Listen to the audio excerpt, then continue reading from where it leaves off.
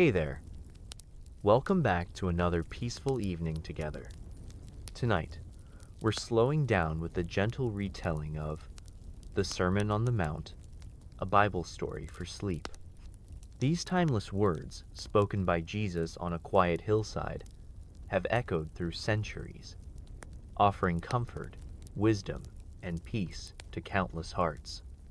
Before you get comfortable, take a moment to like the video and subscribe, but only if you truly enjoy this calming corner we've created. And if you feel like it, let me know in the comments where you're listening from and what time it is. It's always a joy to see how far our peaceful community reaches. Now, dim the lights. Maybe let a soft breeze or fan hum nearby, and allow yourself to settle in. Breathe deeply. You've just arrived on a quiet slope overlooking the Sea of Galilee, where the sun casts golden light and where a gentle voice begins to speak words that would shape the world. The evening is quiet now. The sun sinks low behind the hills of Galilee, painting the sky in soft ribbons of amber and rose. A hush spreads over the land, as if the earth itself is preparing to listen. The warm breeze moves gently through the olive trees, and the voices of birds settle into stillness. There is peace here. And there, on the slope of a gentle mountain, the people begin to gather. Slowly, quietly, drawn like waves to a shoreline, they come in, and women, elders and children, all with one hope on their minds: to hear him. The teacher, he walks ahead of them, calm, present. His steps are steady. His eyes are soft.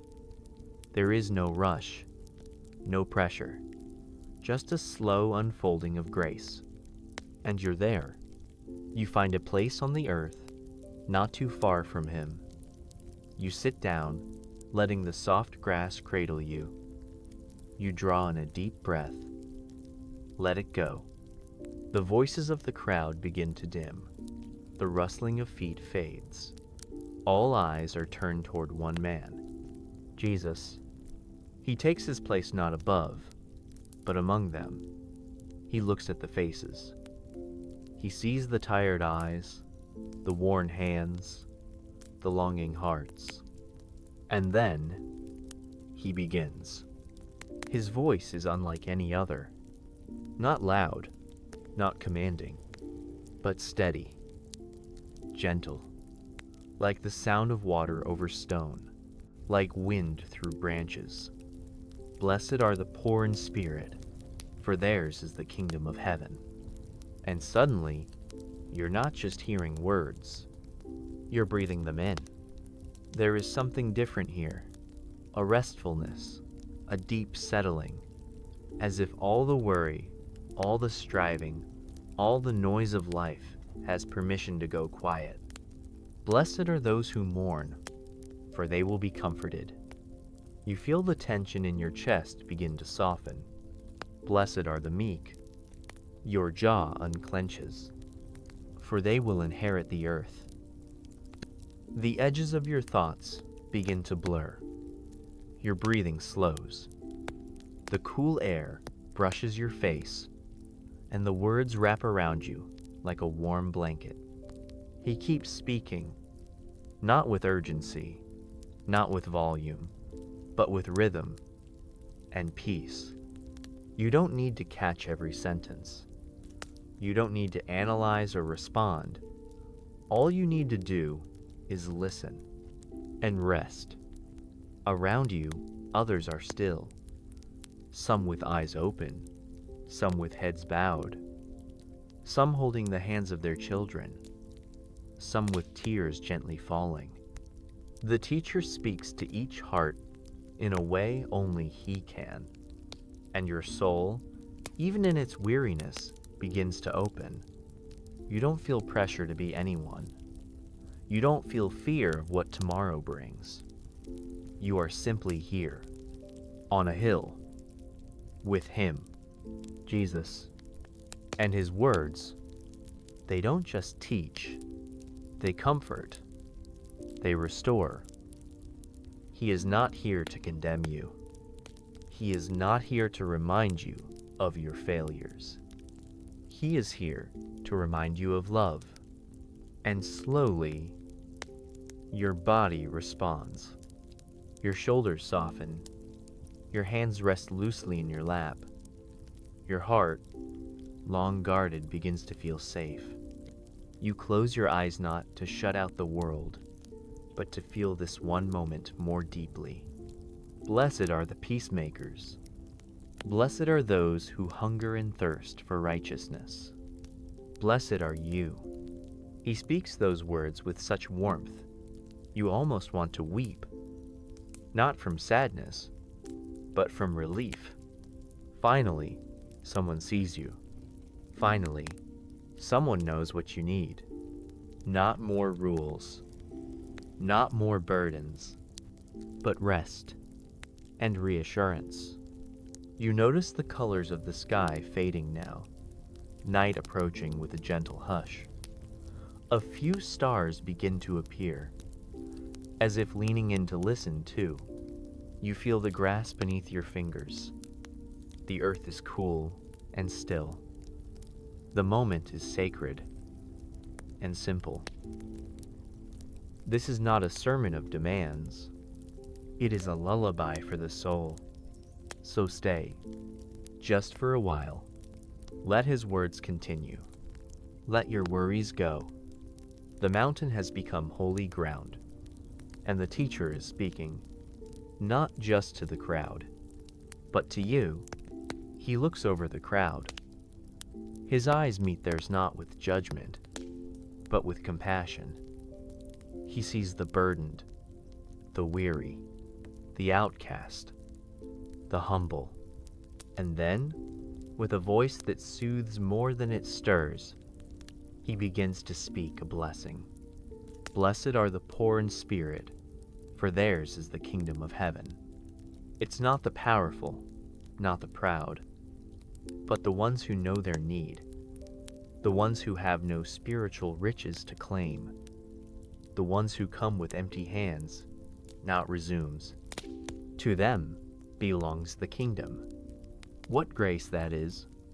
You breathe deeply, slowly, letting the rhythm of that truth settle into your chest like calm water. You don't have to strive. You don't have to prove.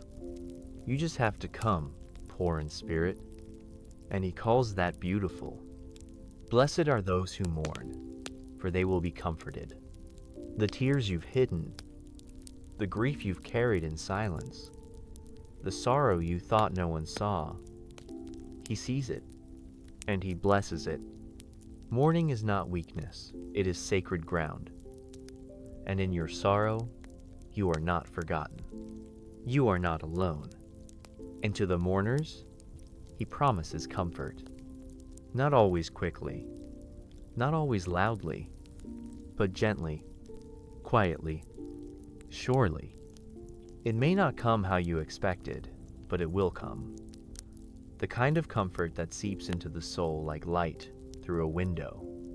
Blessed are the meek, for they will inherit the earth.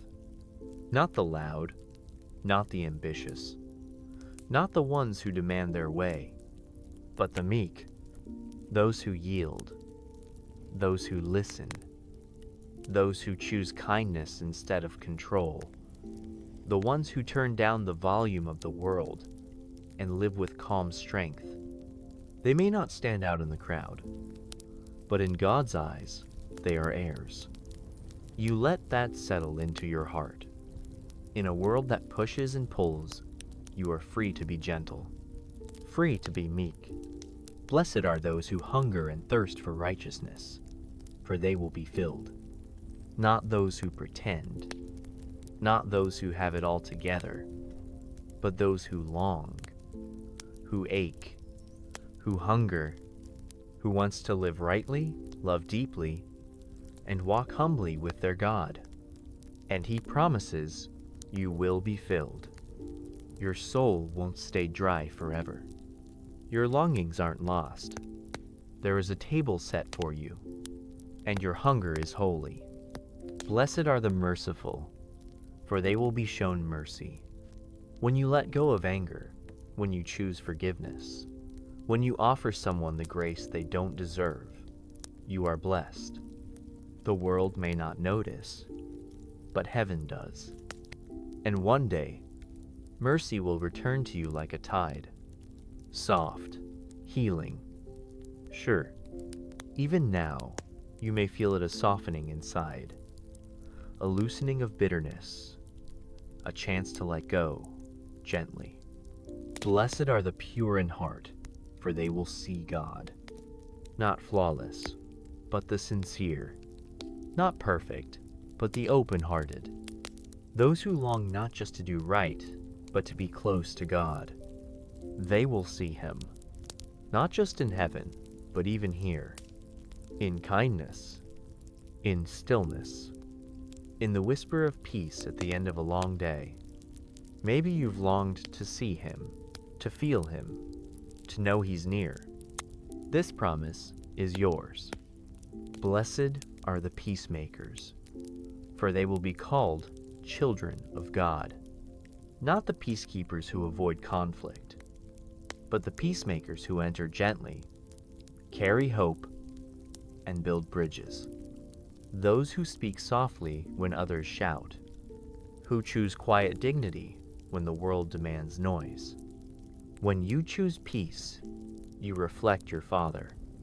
You look like God's child, and there's no better identity to fall asleep remembering. Blessed are those who are persecuted for righteousness' sake, for theirs is the kingdom of heaven.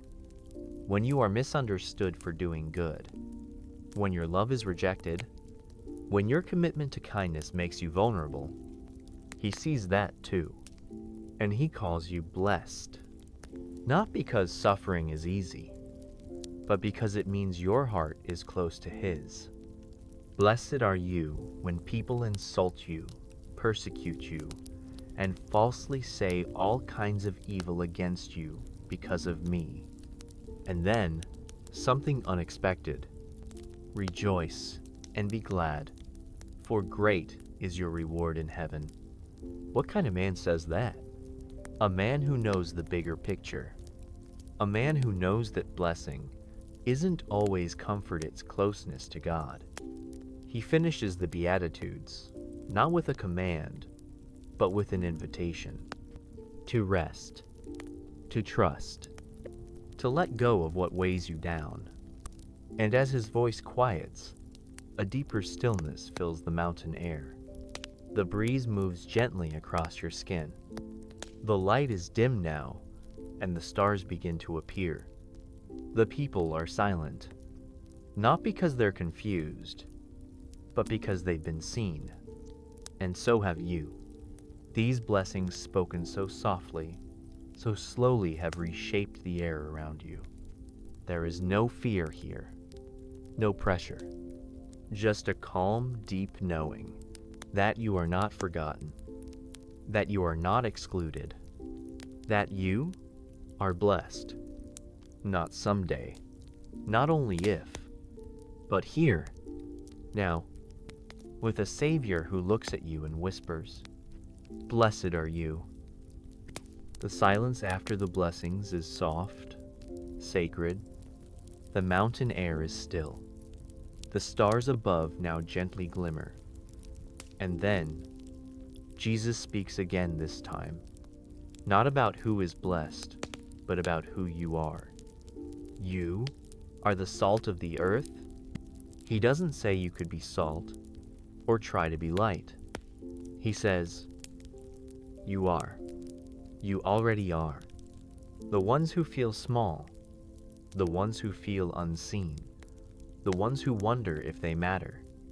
He looks right at them and He says, you bring flavor, you bring value, you bring preservation to a world that is losing its taste for truth. Salt doesn't shout. Salt doesn't take up space. It works quietly, faithfully, within. Just like you, your small acts of kindness, your daily faithfulness, your quiet prayers. They matter, even when no one sees, especially when no one sees. Salt preserves what is good. Salt reminds the world what it was meant to be. And you, in the places you live and love, remind the world of God's goodness. But if salt loses its saltiness, how can it be made salty again? It's a gentle question, a kind reminder. Don't forget who you are. Don't let the world dilute your essence. Don't trade depth for applause. You don't need to be loud. You don't need to be perfect. Just be who He made you to be. A quiet strength, a steady grace, a preserving presence. Salt doesn't try to be noticed. It simply is. Then He continues.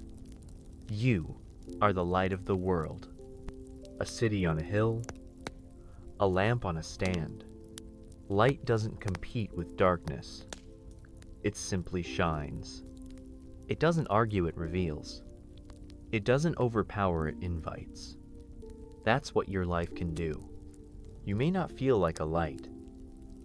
You may think you don't shine very brightly. But even the smallest flame is powerful in a dark room. Light offers direction. Light brings safety. Light brings warmth. And Jesus says, that's you. Let your light shine before others, He says, so they may see your good deeds and glorify your Father in heaven. Not so they see you, but so they see Him. Your kindness isn't just kindness.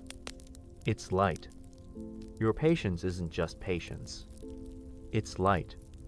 Your willingness to forgive, to stay, to care. That's not weakness. That's light. Light doesn't have to be brilliant to be beautiful. It just needs to be there. Present, available, steady. And that's you. You shine in the way you show up for others. In the quiet way you listen when someone needs to speak. In the steady way you keep showing up for your family, even on days when no one says thank you. You shine when you smile through pain, when you pray through fear, when you give without being asked. Light doesn't always come in grand gestures. It comes in the small things done with great love. In hospital rooms, in lonely apartments, in late-night phone calls, in whispered prayers when no one is around to hear them. You are the light of the world, not because of what you accomplish, but because of who He is in you. You reflect His heart. You carry His warmth. And the world is better because you're in it. So do not hide. Do not shrink. You don't have to be loud to be holy. You don't have to be noticed to be needed. You are salt. You are light. You are not forgotten. You are not ordinary. You are called. Rest tonight in that knowing. You don't need to try harder. You don't need to prove your worth. You are already enough. He called you salt. He called you light. And that's who you are. The words have been soft. The mood, gentle. But now, Jesus begins to clarify something deeply important. Something the people on that hillside, and even many today, quietly wonder. He says, "Do not think that I have come to abolish the law or the prophets." And he pauses, because he knows some are listening with questions. What about all the rules? What about the commandments? What does this new teacher mean for everything we've learned before? And then he continues, steady and sure, "I have not come to abolish them, but to fulfill them." It's a promise, a gentle assurance that he is not here to dismantle faith. He is here to complete it, not with burden, but with grace, not with pressure, but with presence. not with more rules, but with deeper meaning. You feel the tension in your shoulders loosen. Jesus isn't replacing truth. He is revealing its heart. Every command, every tradition, every sacred word from centuries past was always pointing here, to him. For truly, I tell you, he says, until heaven and earth disappear, not the smallest letter, not the least stroke of a pen, will by any means disappear from the law, until everything is accomplished. And something inside you softens, because there is order in this world. There is meaning in the waiting, and Jesus is not disrupting it. He is fulfilling it.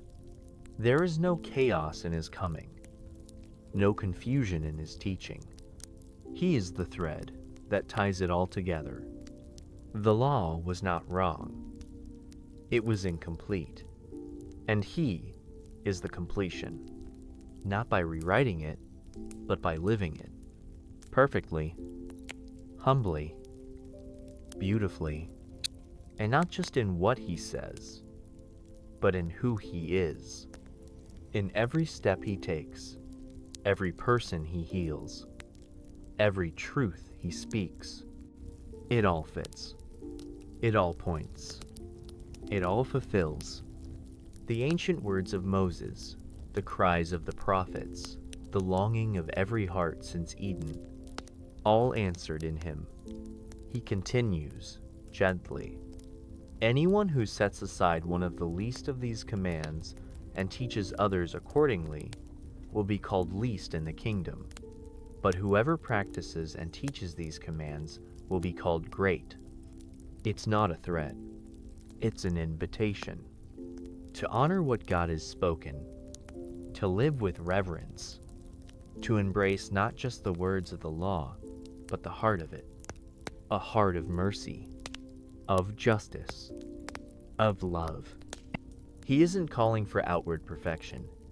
He is calling for inward devotion, for hearts aligned with heaven, and then a line that makes you pause.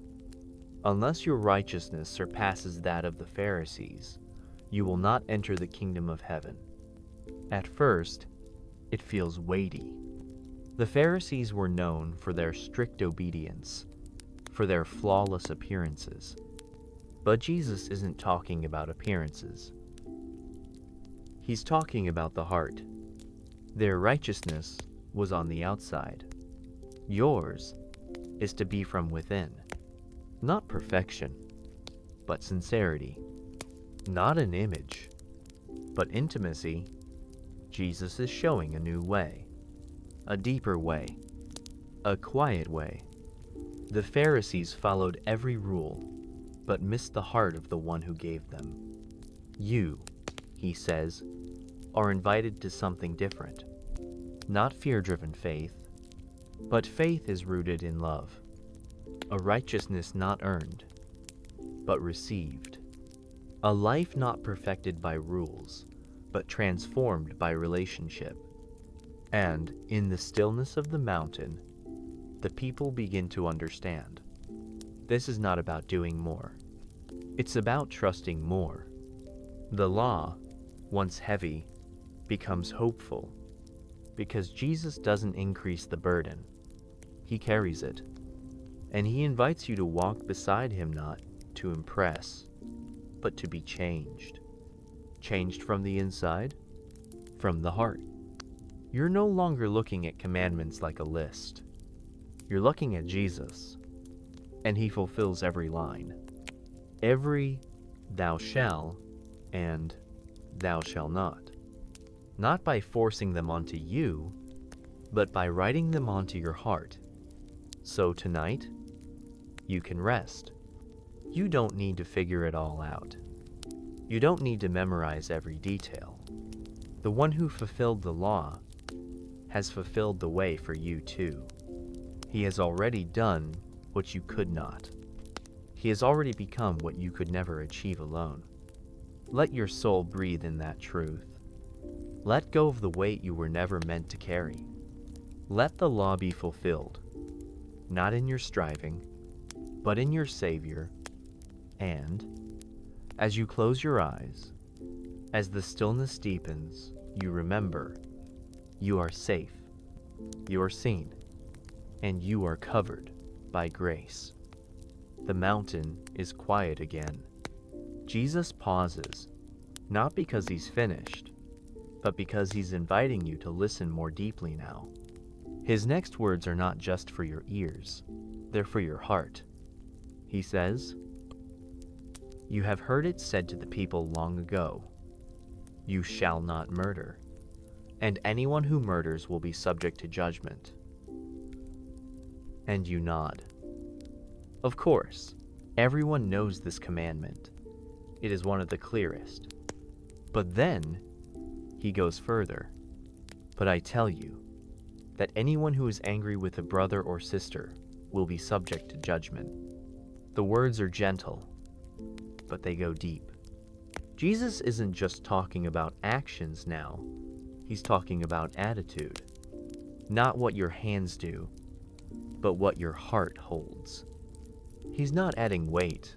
He's offering freedom. Because he knows what anger does to you. It burrows. It hardens.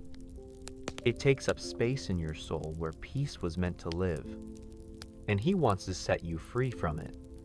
Not just because it's wrong, but because it hurts you. So when Jesus speaks of anger, he's not shaming you.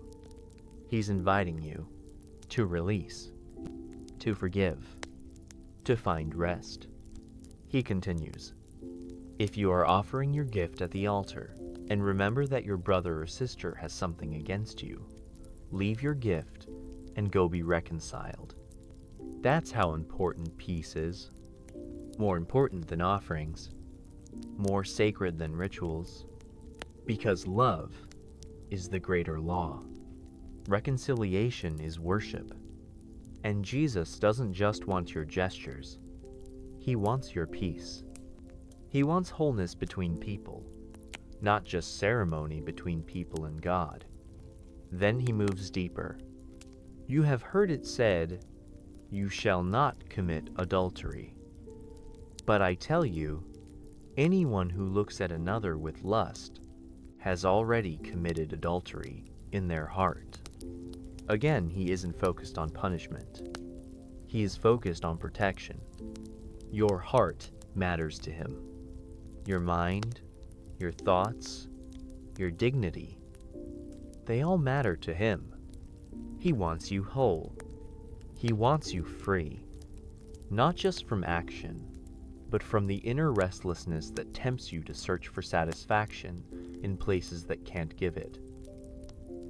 He knows how often shame and desire are tangled, and he speaks these words not to condemn you, but to cleanse you. His grace isn't just about covering sin. It's about healing the ache beneath it. So he speaks to the heart not with judgment, but with truth that sets you free. His voice never rushes. He gives space for honesty, space for sorrow, space for hope, and he keeps going. It has been said, anyone who divorces his wife must give her a certificate of divorce. But I tell you, anyone who divorces his wife, except for sexual immorality, causes her to become an adulteress. The words are weighty, but even here, his voice is calm. This isn't about controlling people. It's about honoring promises. It's about seeing others as sacred, not disposable. He knows relationships can break, hearts can break, but he's speaking of a deeper commitment tone that reflects God's faithful love for you. His call to honor vows is not meant to trap, it's meant to protect. He sees those who are hurting, those who carry the pain of divorce, those who carry regret, and he doesn't turn them away. He draws them in, even when things have gone wrong, even when life gets complicated. Grace still speaks, and he still sees you. Then he moves to something seemingly simple, Again, you have heard it said to the people long ago, "Do not break your oath, but fulfill to the Lord the vows you have made." But I tell you, do not swear at all. Let your yes be yes, and your no be number. He's asking for simplicity, honesty, a life where you don't have to prove your truthfulness, a heart so trustworthy, your words speak for themselves. He doesn't want you to sound spiritual. He wants you to be whole. He doesn't need your declarations. He desires your sincerity. This is not about being impressive. It's about being real. Be real before God. Be real with others. Be real with yourself. And with each of these teachings, he brings the same pattern. You have heard it said, but I tell you, not to erase truth, but to deepen it, not to shame, but to awaken. You are not just a person of habits and actions. You are a soul with thoughts, with longings, with invisible wounds and quiet desires. And Jesus speaks to all of it. He sees not only what you do, but why. And in that seeing, there is healing, because no mask is needed here, no pretending. You can be honest with him, because he is gentle with you. He teaches not to demand more, but to transform deeper. So when he speaks about sin, he is not trying to punish you. He is trying to free you. And the freedom starts inside, with surrender, with softness, with stillness. You don't need to hide your anger. He wants to lift it. You don't need to hide your pain. He wants to heal it. You don't need to pretend. He already knows. And he loves you still. So, as you lie down, as your eyes grow heavier, as your breathing slows, remember, God doesn't just want your behavior. He wants your heart. And he's not asking for perfection. He's offering peace. A peace that reaches past guilt, past failure, past the weight you've carried too long. A peace that invites you to rest tonight, knowing you are fully seen and still deeply loved. The night air is still. Jesus continues to speak not with fire, but with warmth. His next words are ones the world still wrestles with. They are hard to hear but softly spoken. You have heard that it was said, eye for eye and tooth for tooth. Justice, fairness, retribution. These were familiar ideas. But then Jesus says something that surprises every heart on that hillside. But I tell you, do not resist an evil person. If someone slaps you on the right cheek, turn to them the other also. There is silence. And then, reflection. He is not asking you to be weak. He is asking you to be strong enough to choose peace. He is not saying your pain doesn't matter. He is saying it doesn't have to define you. If anyone wants to sue you and take your shirt, hand over your coat as well. If anyone forces you to go 1 mile, go with them 2 miles. These are not just instructions, they are invitations. Invitations to rise above bitterness, to walk in love when revenge feels justified, to choose a higher path not because you are less, but because you are more. Give to the one who asks you, and do not turn away from the one who wants to borrow from you. You hear the message now. Don't just do the bare minimum. Don't just survive difficult people. Love them. And then he says it plainly. You have heard that it was said, love your neighbor and hate your enemy. But I tell you, love your enemies and pray for those who persecute you. And it takes your breath, not because it's harsh, but because it's holy. Love your enemies. pray for those who hurt you, not because they deserve it, but because your heart deserves to be free, free from the weight of hate, free from the trap of bitterness, free from becoming what you've suffered. Jesus knows what hate does. It corrodes. It calcifies. It slowly steals your peace. And you were made for peace. He doesn't say you must feel love. He says to act in love. He doesn't say it will be easy, but he promises it will be worth it. Love is not weakness. It is the greatest strength.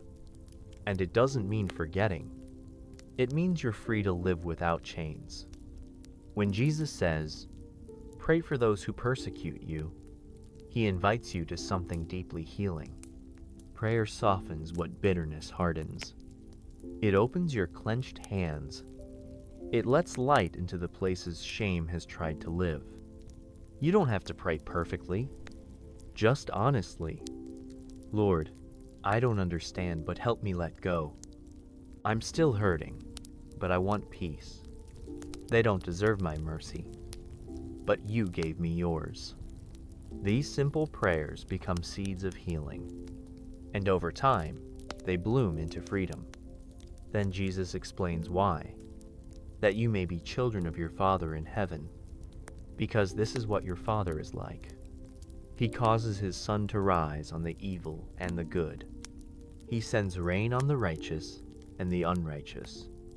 His love is not reactive. His love is constant, generous, steady. And when you love like this, even just a little, you reflect him. You don't just talk about God. You show him, and the world notices. Jesus asks, "If you love those who love you, what reward will you get? Are not even the tax collectors doing that?" Love is not remarkable when it's easy. It's remarkable when it's hard, when it costs you, when it stretches you, when it doesn't make sense except in the light of grace. He's not asking you to be a doormat. He's inviting you to walk in dignity, in peace, in mercy. And he finishes this teaching with a sentence so simple, yet so profound. "Be perfect, therefore, as your heavenly Father is perfect." Not flawless, but full, complete, whole in love, whole in forgiveness, whole in mercy. This perfection isn't performance, it's presence. A heart aligned with the heart of God. A heart that doesn't retaliate, but rests. A heart that doesn't harbor bitterness, but breathes grace. So tonight, you don't need to replay the wounds. You don't need to carry the weight of grudges. You can breathe deeply, and slowly, and let go. Not because the pain never happened, but because it doesn't get to write the ending. Let love speak instead. Let grace guide your memories. Let the Spirit hold your hurt, and let your heart soften again. Not to be used, but to be healed. Not to be stepped on, but to walk free. And as you rest, remember, the most powerful thing you can do is forgive. Not for their sake, but for yours. Love your enemies. Pray for those who've hurt you, and let peace return, like breath, like sleep, like grace. There is a hush on the hillside now. The crowd is still. The stars above flicker quietly, as if listening too. Jesus speaks again this time, in a voice that feels like a whisper meant just for you. Be careful not to practice your righteousness in front of others, to be seen by them. The words are soft but piercing, because he knows the human heart. He knows the pull to be seen, to be validated, to be admired. But he invites you to something quieter.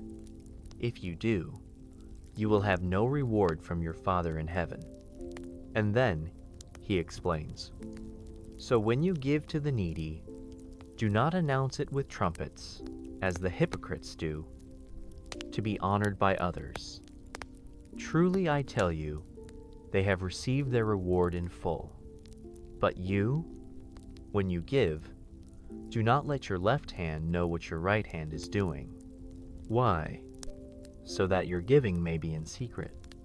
And your Father, who sees what is done in secret, will reward you. It's not about being invisible. It's about being known where it matters most, seen by God. And that is enough. Your unseen gifts, your quiet sacrifices, your gentle acts of generosity, they do not disappear. They are recorded in heaven and rewarded in ways deeper than applause. Then Jesus speaks of prayer. When you pray, do not be like the hypocrites, who love to pray standing in synagogues and on street corners to be seen by others. Their reward is attention. Yours can be something better, communion. But when you pray, he says, go into your room, close the door, and pray to your Father who is unseen, not because he is distant, but because he is intimate, close enough to hear the whispers, close enough to catch the tears, close enough to know your thoughts before you speak them. Your Father, who sees what is done in secret, will reward you. There's something holy about being hidden, something sacred in the silence, something deeply comforting in knowing you don't have to perform to be heard. You don't have to impress to be loved. He already knows. Then Jesus adds, and when you pray, do not keep on babbling like pagans, for your Father knows what you need before you ask him. So your prayers don't need to be long. They don't need to be fancy. They just need to be real, honest, simple, because your Father already knows, already cares, already waits to meet you in the quiet. When you whisper at night, when your prayers are more groans than words, when you only have tears instead of sentences, he still listens. He still draws close. Then Jesus offers the Lord's Prayer not to recite mindlessly, but to return to when your own words are tired. A gentle structure, a soft rhythm. But before we go there, he speaks once more about the beauty of hidden devotion. He speaks of fasting. When you fast, he says, do not look somber as the hypocrites do, for they disfigure their faces to show others they are fasting. Again, he's not condemning discipline. He's inviting depth. But when you fast, anoint your head and wash your face, so that it will not be obvious to others that you are fasting, but only to your Father who is unseen. And again, the promise, your Father who sees what is done in secret will reward you. You see the pattern now. Secret giving, quiet prayer, private fasting, not for performance, not for pride, but for presence, because your relationship with God is not a show. It's a sanctuary, a place to retreat, a place to be known, a place to be whole. In a world obsessed with visibility, Jesus blesses the invisible, the ones who serve in silence, the ones who love in quiet, the ones who give without posting, who pray without announcing. He calls them seen. He calls them beloved. And he promises they are never forgotten. So tonight, as your eyes begin to close, as the quiet of your room surrounds you, know this: God is with you in secret.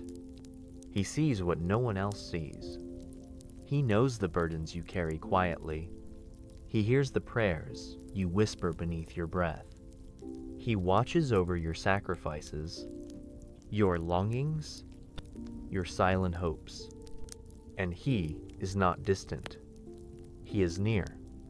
Your hidden devotion is holy. Your private faith is powerful, and you are fully seen. Rest now in that secret place. In the quiet stillness, Jesus continues, not with commands, not with warnings, but with a prayer. A prayer not meant to impress. A prayer not meant to perform. A prayer meant to connect, to rest, to breathe, to belong. He says, "This, then, is how you should pray." And then he begins, "Our Father," not just his Father, "Our Father." You are not alone. You are part of a family, a household of grace. The God you pray to is not far away. He is your Father, a Father who listens, a Father who understands, a Father who welcomes you just as you are. You don't need to earn his attention. You already have it. Our Father in heaven. Heaven is his throne, but your heart is his home. He rules the galaxies and yet kneels beside your bed. You don't have to shout. Just whisper. Just sigh. Just be. Hallowed be your name. Holy. Sacred. Revered. In a noisy world, his name brings quiet. When you say it, let it still your spirit. Let it soften your heart.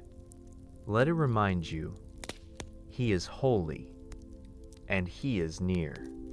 Your kingdom come, your peace, your goodness, your justice, not only someday, but today. Let it come into this room, into my thoughts, into my choices. Your kingdom in me. Your will be done. Your way. Your timing. Your path. I let go of control. I let go of what I can't fix. I trust that you see what I can't. I rest in the goodness of your will. On earth as it is in heaven. Heaven is not far. Heaven is not later. Heaven is what happens when love rules. Let love rule here. Let kindness lead here. Let mercy flow here. In this home, in this heart, in this moment. Give us today our daily bread. Just for today. Not tomorrow. Not forever. Just what I need. Right now. The strength to rise. The courage to wait. The hope to keep going. You know my needs better than I do. And you never forget. And forgive us our debts. I fall short. I make mistakes. I try and fail. But you are full of mercy. You don't keep score. You open arms. And tonight, I come open too. Forgive what I've carried too long. Forgive what I haven't confessed. And let me feel clean again, as we also have forgiven our debtors. I release the names I've held. I let go of the weight I've gripped. Not because it didn't hurt, but because I don't want to hurt anymore. Help me forgive. Help me trust you with the justice. I don't want bitterness to take root. I want freedom. And lead us not into temptation. Life is full of crossroads. I don't always know the right way, but you do. When my heart is tempted to stray from truth, from joy, from peace, lead me back, gently, lovingly, faithfully, but deliver us from the evil one. Evil is real, but it doesn't get the final word. You are stronger. You are my shield, my refuge, my rescue. Protect me from the lies that say I'm not enough. Protect me from fear. Protect me from despair. You are my safe place, my hiding place, my peace. For yours is the kingdom. For yours, this world is yours. My life is yours. Every moment, every breath, every heartbeat. I am not the center. You are. And the power to heal, the power to restore, the power to forgive and make new. You are not weak. You are able. And the glory, not to me, but to you, in every good thing, in every answered prayer. Be glorified, forever and ever. Your kingdom has no end. Your love has no expiration. Your promises will never fail. I rest in what is eternal, not what fades, not what changes, but in you. Amen. Let it be so. Let it settle in me. Let it echo through my thoughts as I sleep. This prayer is not a task. It is a home for weary hearts, a home for wandering minds, a home for you. Rest now, wrapped in the words of Jesus. You are heard. You are held. You are home. Jesus speaks again. His voice is calm, steady, kind.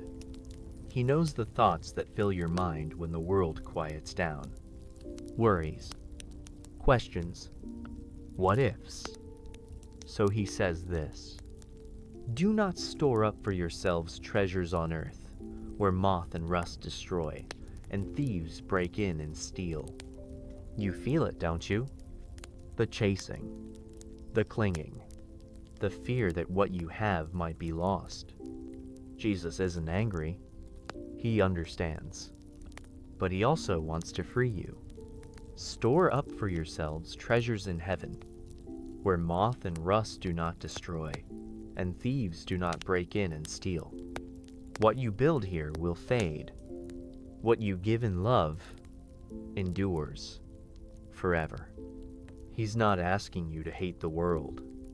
He's showing you a better way to live in it. He says, for where your treasure is, there your heart will be also. That's what he cares about, your heart. Not what you own, not what you achieve, but what you love and who you trust. Then Jesus offers a picture. The eye is the lamp of the body. What you focus on shapes what you feel. If your eyes are healthy, if they're focused on light, on truth, on grace, your whole body will be full of light. But if your eyes are unhealthy, if they're fixed on fear, on greed, on comparison, the light fades, and you feel heavy, anxious, alone. But you're not alone. So he says, no one can serve two masters. You can't serve both God and money. One will rule you. One will calm you. One will keep you chasing. The other will help you rest. So Jesus gently invites you to choose. Choose the better master, the kind one, the faithful one, the one who gives instead of demands. And then he speaks the words your heart has needed. Therefore I tell you, do not worry about your life. Not because it's easy, but because he is trustworthy. Do not worry about what you will eat or drink, or about your body, what you will wear. Is not life more than food, and the body more than clothes? Look up, he says. Look around. Look at the birds of the air. They do not sow or reap or store away in barns. And yet, your heavenly Father feeds them. Are you not much more valuable than they? You are, infinitely more. And he hasn't forgotten you. Not now. Not ever. Jesus asks a question that silences worry. Can any one of you, by worrying, add a single hour to your life? The answer is no. But love can. Trust can. Rest can. He goes on. Why do you worry about clothes? See how the flowers of the field grow. They do not labor or spin. Yet I tell you, not even Solomon in all his splendor was dressed like one of these. If that is how God clothes the grass of the field, will he not much more clothe you? O you of little faith. Not a rebuke, just a reminder.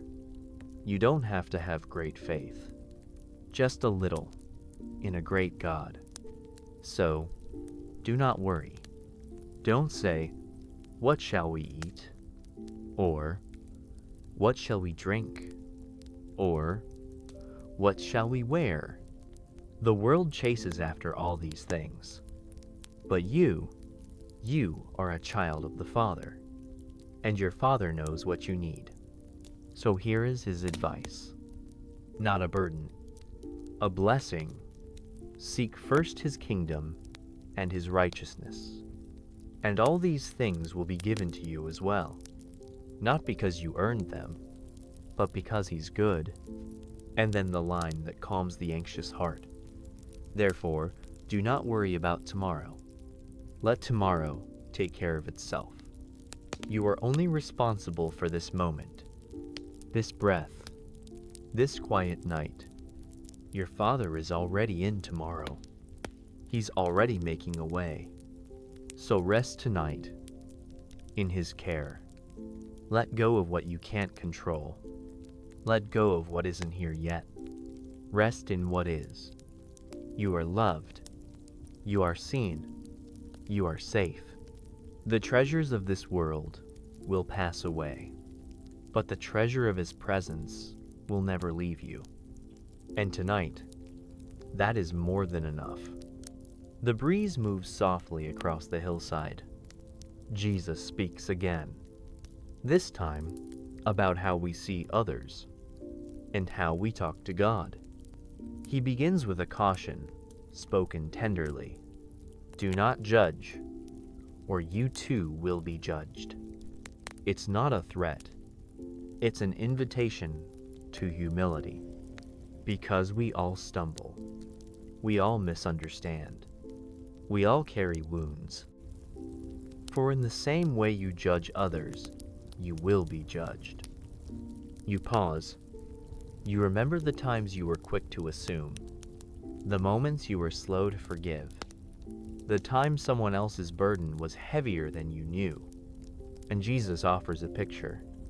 Why do you look at the speck of sawdust in your brother's eye and pay no attention to the plank in your own? It's a gentle reminder. We all have blind spots. We all carry pieces of wood in our own vision. So he invites you to slow down, to soften your opinions, to listen longer. First, take the plank out of your own eye, and then you will see clearly to remove the speck from your brother's eye. Help doesn't come from judgment. It comes from humility. Jesus isn't asking you to ignore wrongdoing. He's asking you to approach others with compassion, not condemnation. Because when you know how much grace you've received, it becomes easier to give it away. And then he shifts gently from how you treat others to how you approach your Father.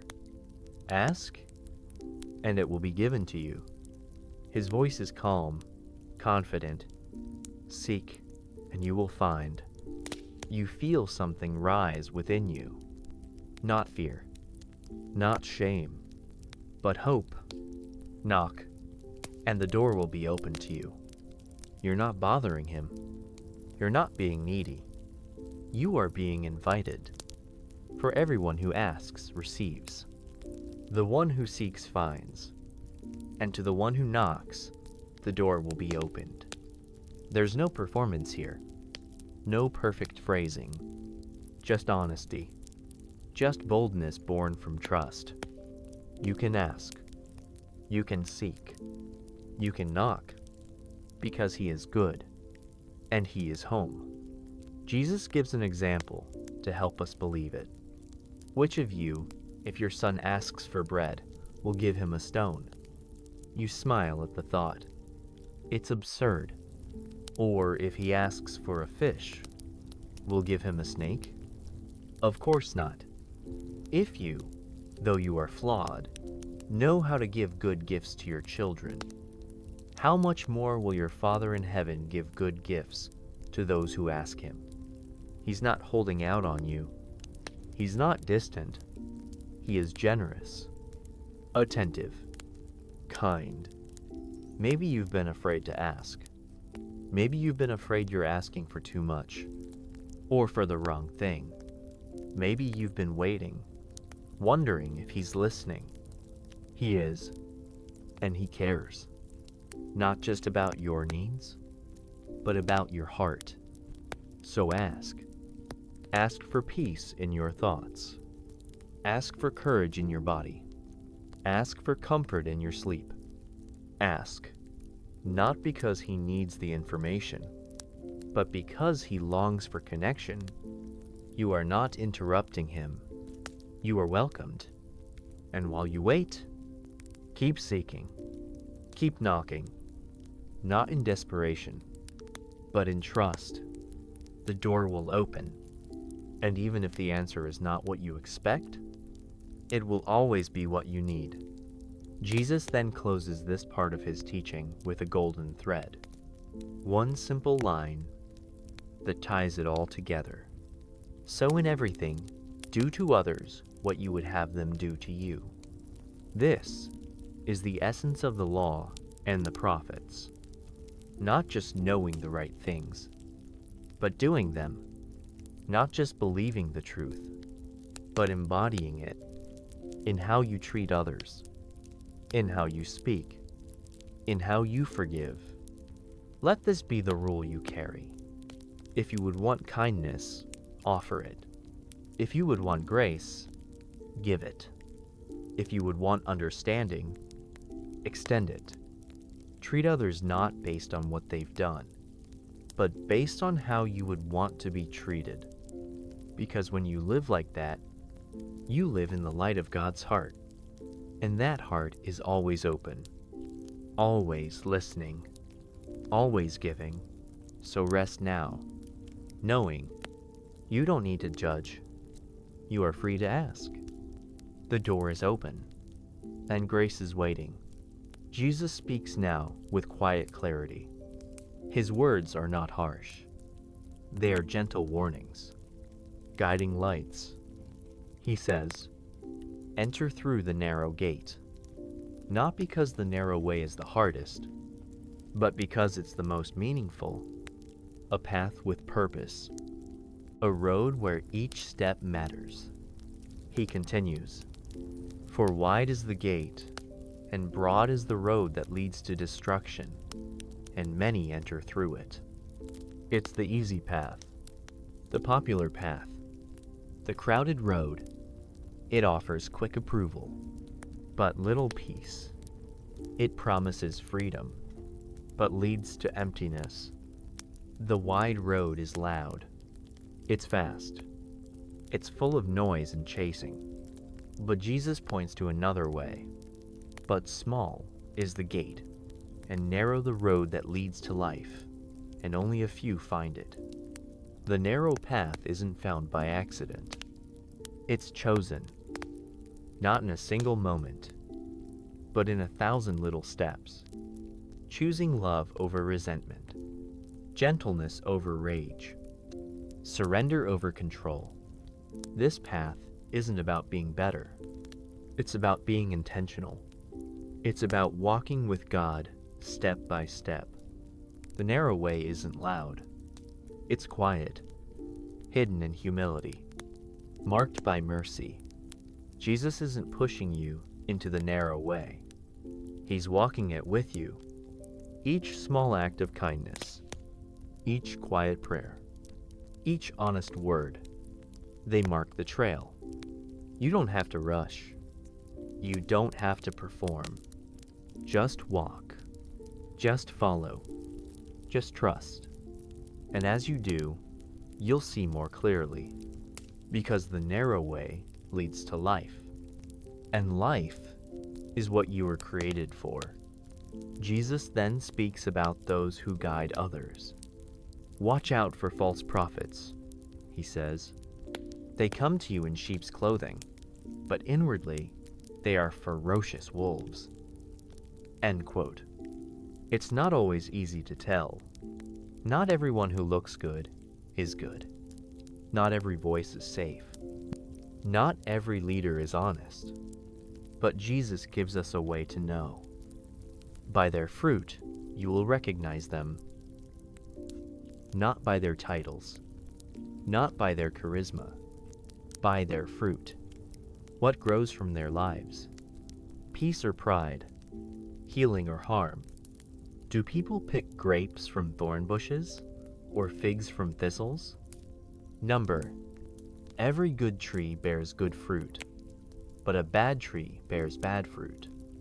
What do their choices produce? What does their presence bring? You are not asked to judge hearts, but to pay attention to fruit, and not just theirs, yours too. What's growing in you? Is it patience, compassion, gentleness, or is something else taking root? Bitterness, envy, harshness. Jesus isn't asking for perfection, just awareness. Because the tree that bears good fruit brings life, and the one that doesn't slowly withers. Every tree that does not bear good fruit is cut down and thrown into the fire, not to scare you, but to sober you, to help you choose well. Thus, by their fruit, you will recognize them. You begin to notice. This whole teaching is about noticing. Noticing your way, noticing your heart, noticing what's real, what's lasting, noticing what leads to life. Jesus invites you to examine your life not with shame, but with honesty, not to condemn yourself, but to know yourself. Are your words building others up? Are your actions planting peace? Are you walking the way that leads to joy? The narrow path is not rigid. It's not cold. It's vibrant. It's sacred. It's a daily returning to grace. Each time you choose truth when it's hard, each time you forgive when it hurts, each time you serve without seeking applause, you are on the narrow way. And that way is not lonely, because Jesus walks with you. When the road is steep, when your feet are tired, when the crowd pulls you the other way, he stays beside you. He knows this road. He carved it with his own steps. He doesn't ask you to sprint, just to keep going, one faithful choice at a time. So walk slowly tonight, one thought at a time, one breath at a time. You are not lost. You are not too late. The gate is open. The path is waiting. And the one who walks with you is faithful. You don't have to see the whole road. Just take the next step. With peace. With faith. With love. So sleep in peace, knowing you're on the way that leads to life. And life is where love lives. Jesus comes to the end of his message. The hillside is quiet now. The stars have brightened. The wind has softened. And with a final breath, he offers a picture. Therefore, everyone who hears these words of mine and puts them into practice is like a wise man who built his house on the rock. You imagine it. A house not large or grand, but solid, settled, anchored into stone. It was built slowly, thoughtfully, with every beam placed on something deeper than itself. And then the rain came. The skies darkened. The wind howled. The waters rose and pushed against it. But the house stood firm. because it was grounded in something strong, something that didn't shift, something that didn't break. Jesus continues, "But everyone who hears these words of mine and does not put them into practice is like a foolish man who built his house on sand." You can see it too. Another house, perhaps even more beautiful on the surface, quicker to build, easier to reach, but beneath it no anchor, no rock, just shifting sand. And then the same storm came, the same rain, the same wind, the same rising flood. But this time, the house fell. And Jesus says, "It fell with a great crash." And you understand now, the difference was never the weather. It was the foundation. Storms are part of life. They come without warning. They shake what we thought was stable. But peace is not the absence of storms. Peace is a good foundation, a foundation built on truth, on grace, on obedience. Jesus does not say, "If the rain comes." He says, "When," because it will. So he invites you, not just to listen, but to live what you've heard. These teachings, this Sermon on the Mount, they're not just poetry. They're not just comforting phrases. They're the framework for a strong life. A life that bends, but doesn't break.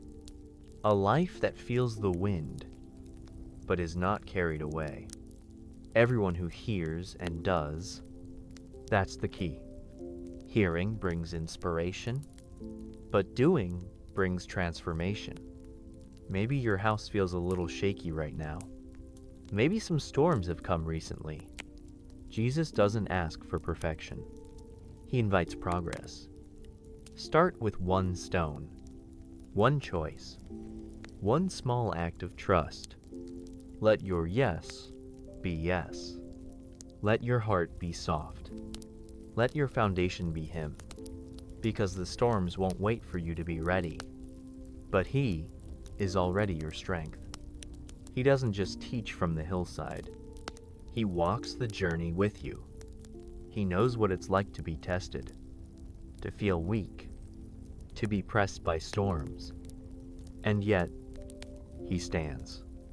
And when you build your life on Him, you will stand too, not because of your strength, but because of His. So tonight, as you rest, let your soul settle on the rock. You don't need to see the entire blueprint.